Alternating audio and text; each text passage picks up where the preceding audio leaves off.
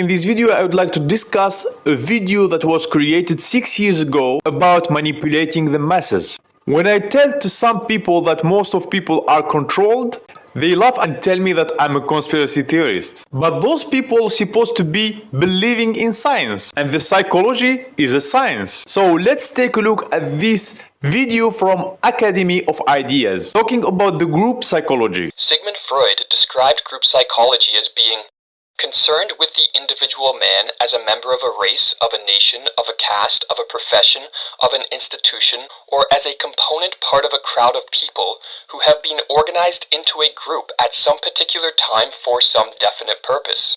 In other words, group psychology attempts to understand how an individual's behavior, thoughts, and emotions change when becoming a part of a group. The tendency of human beings to form groups was selected for in our evolutionary past due to the survival benefits it offered.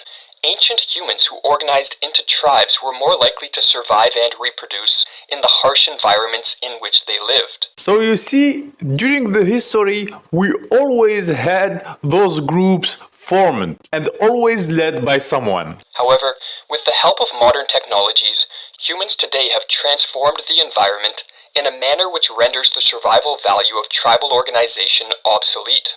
But with that said, the ancient and instinctual pull of tribal organization still looms large in the lives of most. That's why in most of the recent events, you see that the nationalism, the idea of the nationalism is blessed.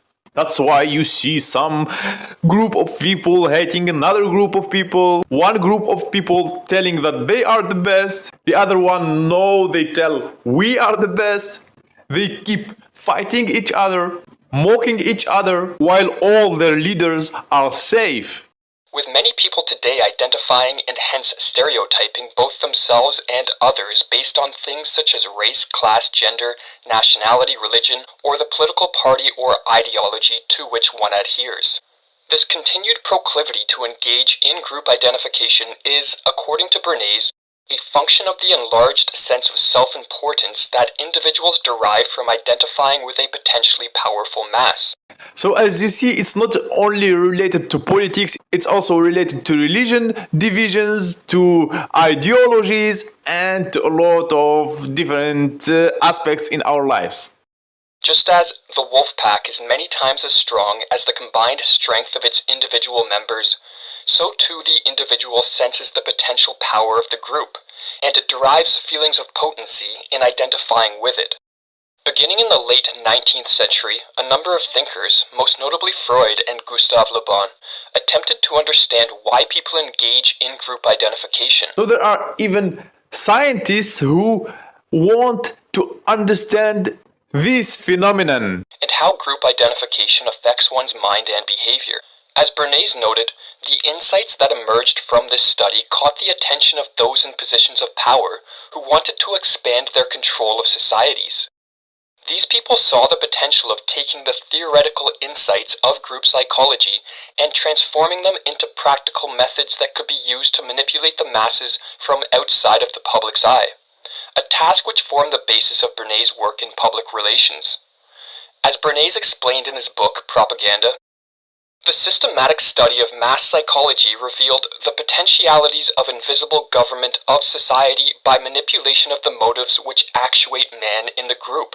I mean, all this knowledge is used against us. And when you see the news and what's going on in the world, you see that those people who are applying all this stuff are very smart people. Because how the hell a little group of people can lead, I don't know, billions? These studies established that the group has mental characteristics distinct from those of the individual, and is motivated by impulses and emotions which cannot be explained on the basis of what we know of individual psychology. You see, this is the nature of people. They understand the nature of people. They understand that people are emotional creatures, and that's why it's easy to play on their emotions. First of all, create those borders, create many different nations, tell each nation that you are the best of the best, tell the same nation that other nations are your enemy. In the end, these people became proud of themselves. like very proud. They start looking at other nations that they are not that welcomed, and the same feelings other nations have. In the end, you see civilians of different nations fighting each other, and their leaders just acting like they are fighting, showing to the nation that the other nation is bad. They are your enemy. They want to take over you. And a lot of tricks of propaganda. So the question naturally arose.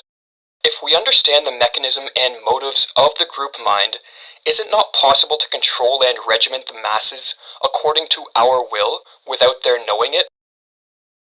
The great potential of using insights from group psychology to control the masses is partly a function of the fact that an individual can be influenced by a group or crowd even when physically isolated.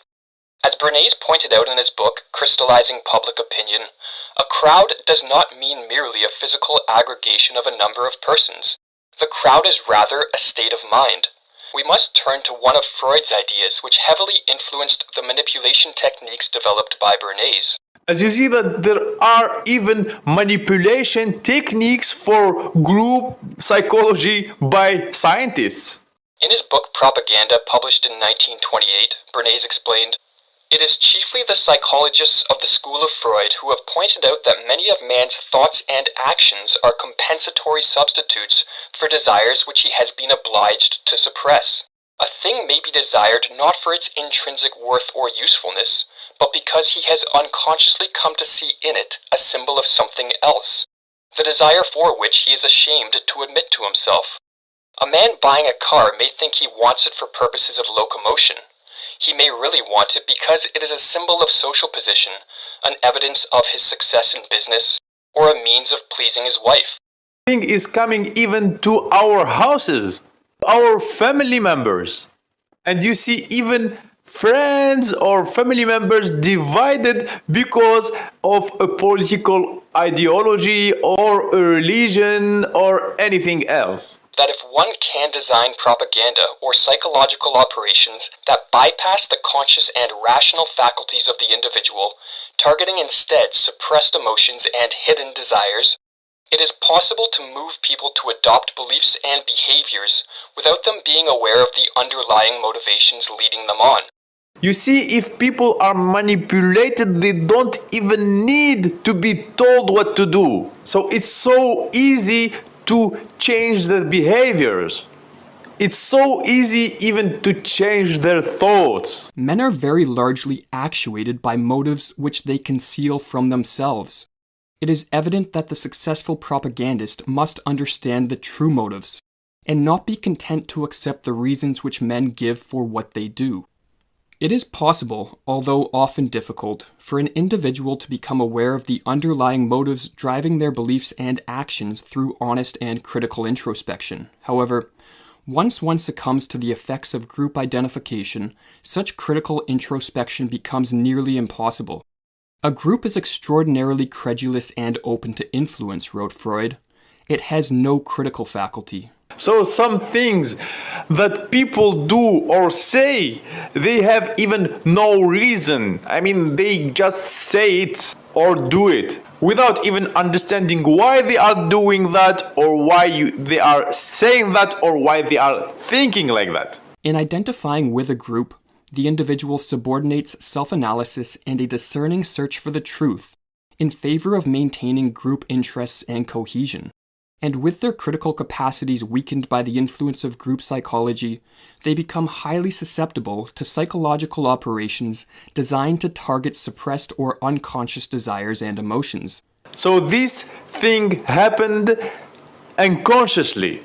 In the modern day, there appears to be forces operating through the mainstream media and popular culture which are attempting to increase the individual's proclivity to engage in certain types of group identification, namely, identifications that divide the population into conflicting groups. This phenomenon has potentially dire consequences for both the stability and freedom of a society, as it allows those in power to institute the age-old tactic of divide and conquer.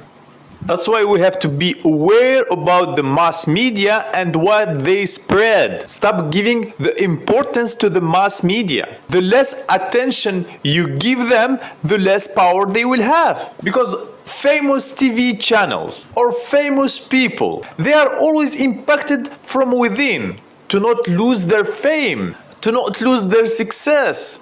They are ready to spread any information others want from them. As it allows those in power to institute the age-old tactic of divide and conquer.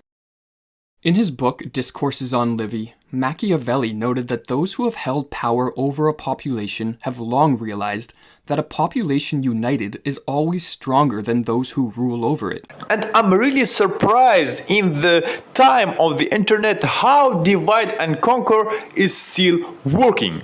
And thus stretching back into ancient times, rulers have sought to divide the many and weaken the force which was strong while it was united through the use of those methods which promote division. So it's a technique used during all the history, and it's not too late to learn a lesson from that. By dividing a population along lines such as race, class, religion, gender, or political preference, or in other words, into groups naturally prone to clash, the effects of group psychology render rational discourse and debate between individuals in these separate groups extremely unlikely. So if you believe in science, if you believe in a psychology of one person, why you don't believe in a psychology of group? Each group, Bernays wrote, considers its own standards ultimate and indisputable, and tends to dismiss all contrary or different standards as indefensible. Why when somebody tell you go to a psychologist, you tell it's okay, I can go, or maybe it's good to go, but when somebody is telling you that the group of people need to change their thinking, you tell them that they are conspiracy theories. It's not logical. You're supposed to believe in science. Group psychology, it's also a science. Groups whose belief structures clash tend to revert to more destructive means in their attempt to defeat those they perceive as a threat. A society dominated by such groups is thus easily divided in increasingly hostile conflict, and as a result, not only does the population as a whole become weakened, as Machiavelli pointed out, but its eyes are diverted away from the actions of those operating behind the scenes. You really want your destiny to be controlled by others, or you want to take everything in your hands? Please do your own research. Question everything you believe in. And if you believe in a famous narrative, question yourself why you believe in it. What made you believe in it? And do you have proofs of anything you think about? Not some proofs like when somebody talked about something and you took that for granted. The proofs should be like seen by you or felt by you or shared by regular people, a lot of regular people, but not by a leader who you believe every single word he say, or the person you watch. Because no matter how you trust a person, he or she can be always mistaken. Because we are people, we make mistakes. And if somebody is so famous, so popular, so successful, it doesn't mean that this person is always right. So even if you think that you are financially independent, mentally you are not. But it's not an issue. You can always fix that. Just do your own research. Do your best to not believe any information you read or you listen to. Seen in this light, the proclivity of individuals today to engage in group identification is not only a danger to the freedom and stability of a society, but it is also a regression of consciousness back to a more primitive psychological state. You see, this is even affecting all humanity. Not one person, not one nation. So the humanity became stagnant in its development. That can lead us to degradation. So let's don't let that happen.